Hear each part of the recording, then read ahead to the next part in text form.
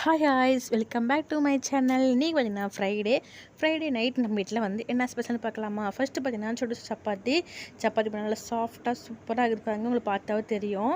நல்லா சப்பாத்தி பார்த்தீங்கன்னா எனக்கு ஹஸ்பண்டுக்கு அத்தைக்கு 3 பேர் பார்த்தீங்கன்னா சப்பாத்தி வந்து சுட்டாச்சு. ஆல்பஸில் போட்டு வச்சிட்டேன்.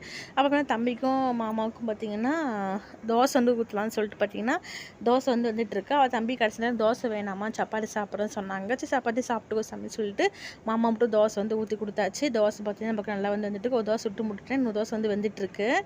அப்போ வந்து தோசைக்கு சப்பாத்திக்கு என்ன குழம்புன்னு பார்த்தீங்கன்னா சூப்பரான குழம்பு வந்து ரெடி ஆகிட்டுருக்கு. இன்னும் விசில் அடங்கவே இல்லை. அதுக்காக தான் வெயிட்டிங். சரி அதுக்குள்ளே தோசையும் சுட்டலாம், சப்பாத்தி சுட்டாச்சு, அப்படியே ஒட்டுக்கா உட்காந்துக்கலாம்னு சொல்லிட்டு ரெடி பண்ணிக்கிட்டு இருக்கிறோம். அதுக்குள்ளே விசில் அடங்கிடும். நான் தோசையும் திருப்பி போட்டாச்சு. நல்லா வந்து சிம்மில் வச்சிடலாம், வேகட்டும். அப்போ தம்பி பார்த்தீங்கன்னா வந்து ஒரு 1/4 கிலோ வந்து சில்லி சிக்கன் வந்து கேட்டாங்கன்னு சொல்லிட்டு அவருக்கு வந்து ஒரு 1/4 கிலோ மட்டும் எடுத்து சில்லி சிக்கன் பொடிச்சு வச்சாச்சு.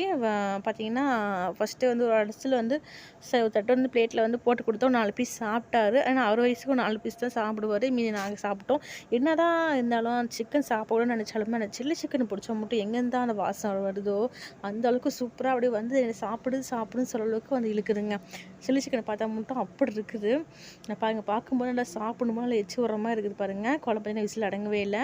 இப்போ குழம்பு பார்த்திங்கன்னா நல்லா விசில் அடங்கிடுச்சு. இப்போ சப்பாத்திக்கும் தோசைக்கு என்ன குழம்புன்னு பார்த்தீங்கன்னா நாட்டுக்கோழி குழம்புங்க. நல்லா வந்து அந்த புரோட்டா சால்னா வைப்பாங்க பார்த்தீங்களா, அதுமா அத்தை வச்சுருந்தாங்க. நிறையா திங்ஸ் போட்டிருந்தாங்க. இந்த குழம்பு ரெசிபி என்ன சொல்லுங்க, கண்டிப்பாக வீடியோ போடுறோம். குழம்பு அந்த சப்பாத்திக்கு செம்ம டேஸ்ட்டாக இருந்துச்சு. வேறு லெவலில் செம்மையாக இருந்துச்சு. அப்படியே வந்து நான் தொடர்ந்து சாப்பிட்டே இருக்கலாம்னு சொன்னிச்சு. இது எத்தனை ஐட்டத்தை நீங்கள் போட்டு வணக்கினாங்க. கண்டிப்பாக நீங்கள் வேணும்னா கமெண்ட் பண்ணுங்கள், நாங்கள் வீடியோ போடுறோம். Okay bye. நைட்டுக்கு தான் டின்னர்.